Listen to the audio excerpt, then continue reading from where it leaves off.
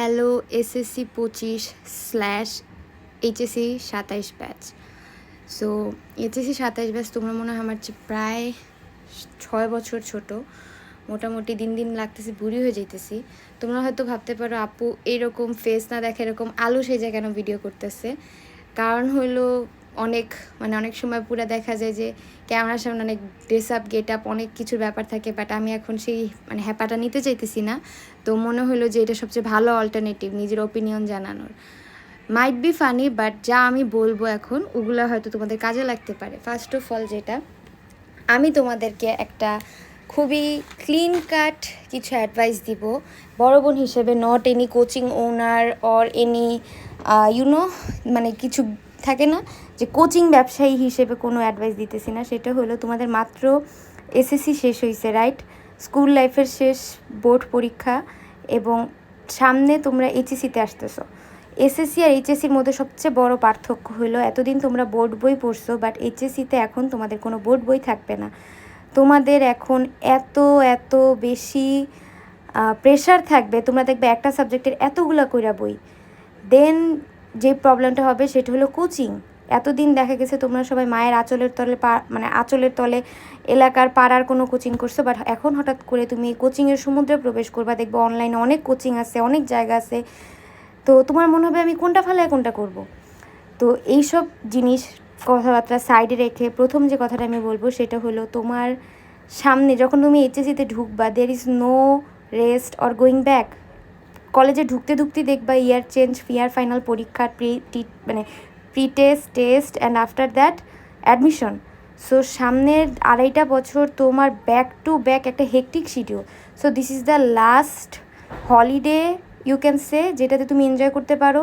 So at least give yourself 2 or 3 weeks to enjoy this life. তোমাদের এখন এই লাইফটা যদি এই জাস্ট এই 2 থেকে 3 সপ্তাহ নিজেকে নিজে গিফট করো, যাতে নিজে একটু এনজয় করতে পারো। You can watch TV series or you can watch anything, যে কোনো TV series, English TV series, funny TV series, anything, American drama, anything. নতুন কোনো কিছু শিখতে পারো। গেম খেললে যেমন আমি আমার সময় ক্ল্যাশ অফ ক্ল্যান্স খেলছিলাম, তোমাদের যেই গেম মন চায় খেলতে পারো, ঘুরতে যেতে পারো, নতুন কোনো হ্যাবিট গ্রো করতে পারো, গুড হ্যাবিট, বা যে কোনো কিছু শিখতে পারো। জাস্ট 2 or 3 weeks, 14 থেকে 21 দিন নিজেকে একটু দাও, জাস্ট নিজেকে একটু দাও। Cause when I am saying this, আমি যখন কলেজে ঢুকছি, আমি তো হলিক্রসে পড়ছি, ঢুকার পর থেকে আমার অ্যাডমিশন রেজাল্টের আগ পর্যন্ত আমি কোনো এরকম প্রপার বন্ধ পাই নাই। পুরা 2.5 বছরের মধ্যে তো করোনা ছিল 1 বছর, তো যাই হোক পুরো হেকটিক গেছে।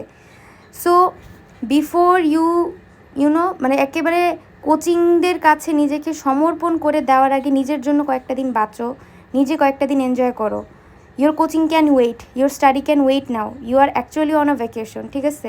তুমি এখন এনজয় করো, এরপর 2 থেকে 3 সপ্তাহ পরে তুমি আস্তে আস্তে দেখো কোন কোচিং তোমার জন্য ভালো, কোথায় পড়বা, কী করবা না করবা, ওকে?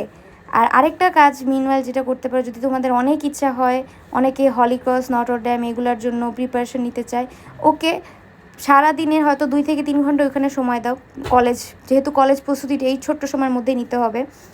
আর আরেকটা যেটা করতে পারো তোমাদের, আমি আইসিটি ক্র্যাশ কোর্স করছিলাম ওই সময় উদ্ভাসে, তোমরা হয়তো আইসিটিটা যেহেতু একটু কঠিন হয়তো এটা দেখতে পারো, বাট 24 ঘন্টার ভিতরে মাত্র 2 থেকে 3 ঘন্টা এটার ভিতরে রাখো, সারাটা দিন পড়ো না।